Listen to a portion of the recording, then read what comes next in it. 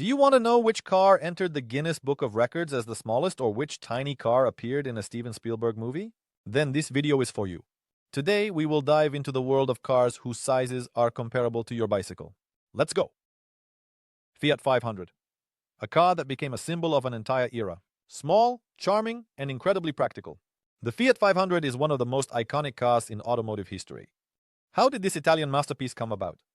In 1957, Fiat introduced the new 500, the successor to the pre-war Topolino. Post-war Europe needed cheap and compact transportation, and engineers created a true urban legend. Length, just 2.5 meters, and a price affordable for millions. But the main thing was the design. The car looked so cute that it was nicknamed Cinquecento, 500 in Italian. And in 1959, it even received the prestigious Compasso d'Oro award, the first in history for a car. Why was it adored? Compactness. It could park anywhere, even in the narrow streets of Naples. Economy. The fuel consumption was simply laughable. Body variants, not only a hatchback, but also a convertible, a giardiniera station wagon, and even a small van. In 1975, Fiat introduced the 126 model, but it couldn't replicate the success of the 500. However, the legend did not die. In 2007, a new version of the Fiat 500 in retro style was released, which once again conquered the world. This little car was not just a means of transport, it was a symbol of Italy, freedom, and style. It was adored by students, housewives, and even celebrities. And today, the old 500s are coveted items for collectors. On Top Gear, Fiat was called the sexiest car. Next, the PLP Trident. PLP Trident. Imagine a car that looks like it was designed for a cartoon. Small, round, like an egg on wheels. This is the PLP Trident, one of the strangest and most charming cars in history. Where did this space bubble come from? It all started in the 1960s on the Isle of Man, where PL Engineering decided to create the perfect city car. Post-war Europe needed cheap transportation, and engineers came up with the PLP 50, a tiny single-seater capsule just over 2 meters long. But then evolution took its course. In 1965, the Trident appeared. Now for 2 people, with a folding roof and a futuristic design. How does it even drive? Under the hood, if you can call it that here, was a 9-horsepower engine, similar to a modern moped. But for a little car weighing 60 kilograms, it was enough to accelerate up to 90 kilometers per hour. However, driving it was interesting. 3 wheels, no seat belts, and a fiberglass body. Not the most reliable option in an accident. Why didn't the car become popular? There are several decisive factors. Firstly, the safety was practically zero. Secondly, the price clearly exceeded what buyers expected. And finally, comfort. 2 people inside, it's already very cramped. But today, the PLP Trident is a collector's dream. Its unusual design and history make it a true icon of the microcar era. Would you dare to take a ride in such an egg? And now let's talk about the predecessor of this car, the PLP 50. The PLP 50 is a car that barely fits 1 person, weighs as much as an adult man, accelerates to the speed of a moped, and lacks a reverse gear, but you can simply turn it around by hand.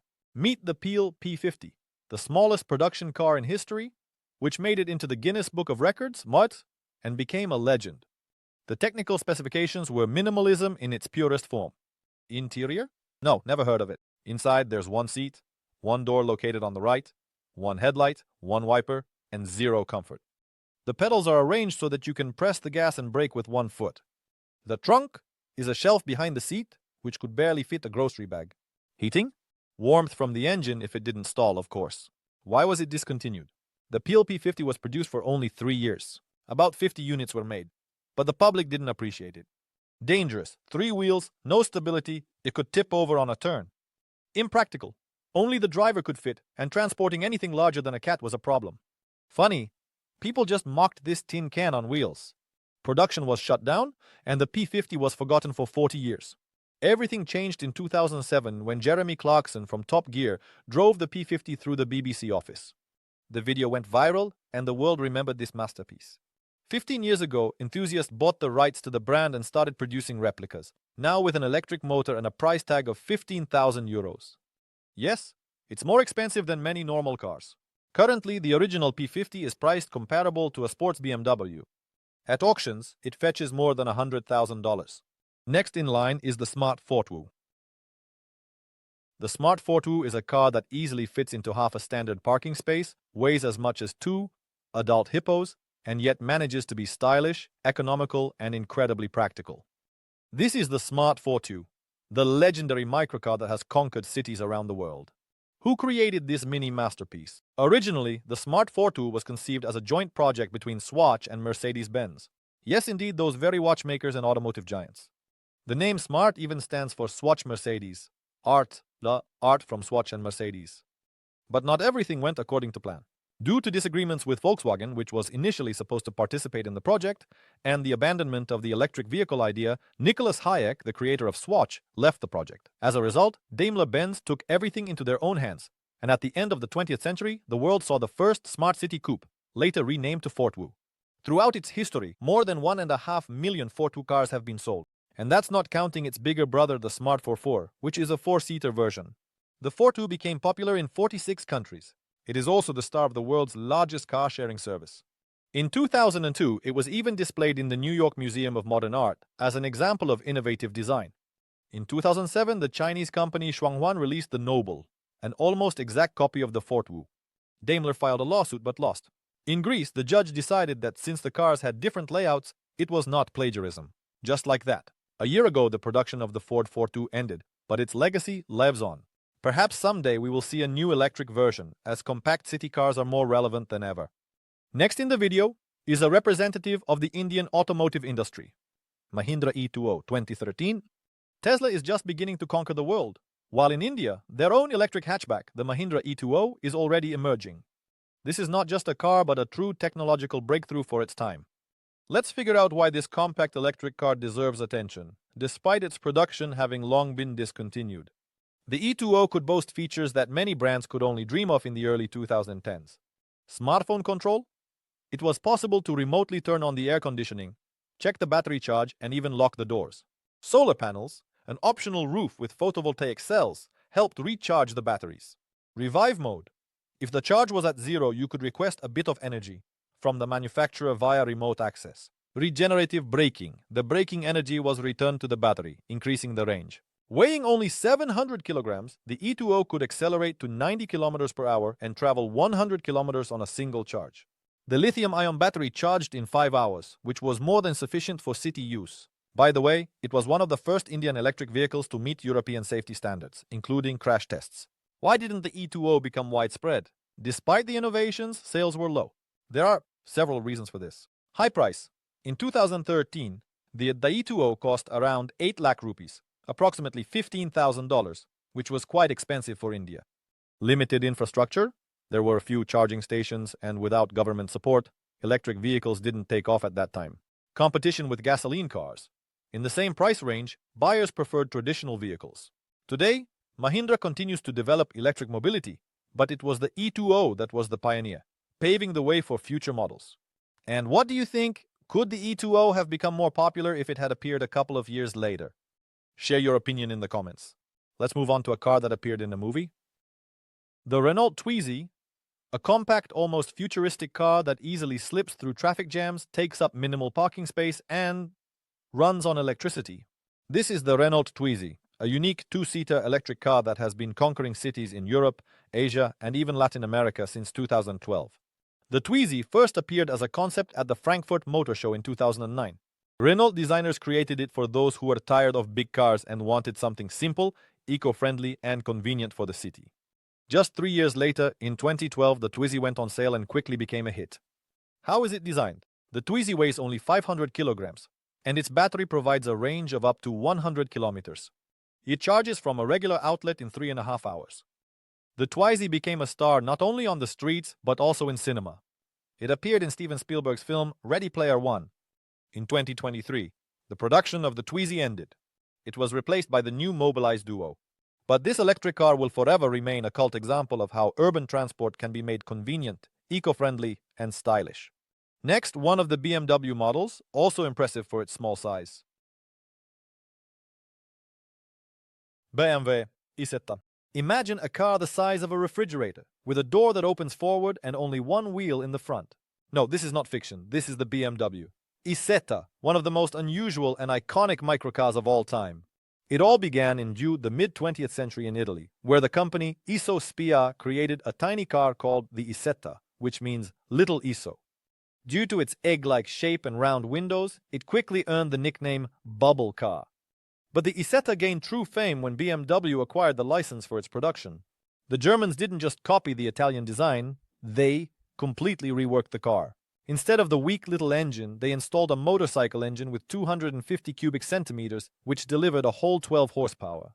Yes, that was impressive for such a tiny car. After World War II, BMW was in crisis, and the Isetta became a lifeline for the company. This microcar was cheap, economical, and perfectly suited for post-war Europe, where gasoline was expensive and people needed affordable transportation. In the 1950s, an updated version was released, the Isetta 300. Now it could accelerate to higher speeds and even carry two people, albeit very close friends. In England, the Isetta became even more popular when it was converted into a three-wheeled version. Why? It's simple. According to local laws, such a vehicle was considered a motorcycle, which meant that a full driver's license was not required to drive it. The BMW Isetta is not just a car, it's a story, a cult, and an example of how a brilliant idea can change the world. Now about the younger brother of Aston Martin. Aston Martin Signet. Imagine you have an Aston Martin, a legendary brand creating luxurious sports cars, and suddenly they release a small city hatchback the size of a Toyota IQ. Yes, that's the Aston Martin Signet. A car that appeared not out of love for design but because of European environmental regulations. Why did Aston Martin make the Signet? In 2011, the EU tightened the requirements for average CO2 emissions for car manufacturers. To avoid paying huge fines, Aston Martin decided to dilute their powerful sports cars with something small and economical. Thus, the Signet appeared, a rebadged Toyota IQ with an Aston grille, a leather interior, and a price tag of $50,000. Considering that the original IQ was 3 times cheaper. But Aston Martin didn't just sell the Signet, they gifted it to the owners of their flagships as a city accessory. Imagine, in the morning you drive a V12 Vantage, and in the evening you switch to the tiny Signet for the same price as a good BMW 5 Series. It would seem that the story ended there, but no. There was one crazy client who said, the Signet is either a mistake or a masterpiece. On one hand, a commercial failure. On the other, a cult car that proved even serious brands can have strange decisions. And if Aston Martin had released a whole series of such hot Signets, perhaps the world would have received the most unusual hot hatch in history. And now, an electric car that can easily be mistaken for a toy. Hongguang Mini EV.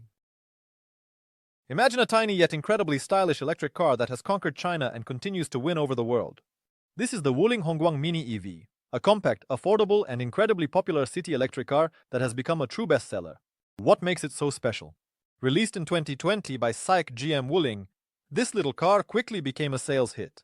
In just 3 years, it has been purchased over 1 million times, even surpassing the Tesla Model 3 in popularity in China. This mini electric car looks like a toy, but it is quite real and functional. Firstly, it's a 3-door hatchback. Secondly, it has rear-wheel drive and a rear-engine layout. Yes, it's nimble. Thirdly, a top speed of 90 km per hour, perfect for the city. And finally, a price starting from $4,000, one of the cheapest electric cars in the world. Wuling didn't stop at the basic model and released several cool modifications. The Mini EV Macaron, a more stylish version with exclusive Pantone colors, improved trim, and an airbag. The Game Boy Edition, with an aggressive design, increased dimensions, and a powerful motor. The Mini EV Cabrio, a convertible with a soft folding roof.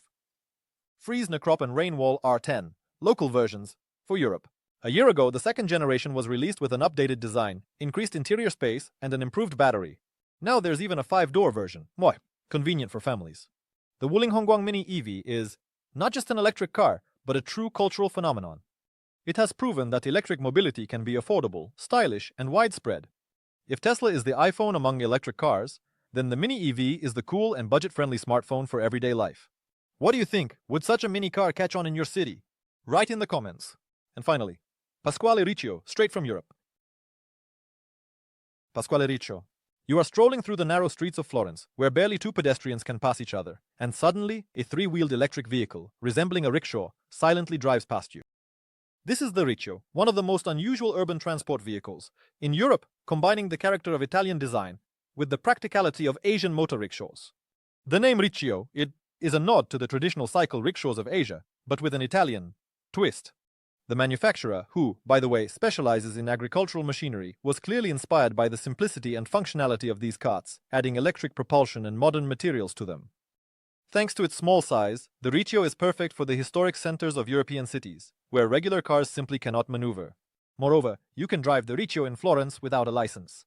It is classified as a light motor vehicle, similar to electric scooters in some countries. There are two versions, one for singles and one for romantics. The solo version is only for the driver, perfect for couriers or those who enjoy personal space. The two-seater version has a passenger seat, allowing you to take a friend or a significant other for a ride. The Riccio is not just a strange hybrid of a rickshaw and an electric car. It is an example of how transportation can be adapted to the real needs of cities. Of course, it won't replace a Tesla or a Ferrari, guys, but it's perfect for short trips around the city center. Conclusion. If you've watched until the end, you're a hero.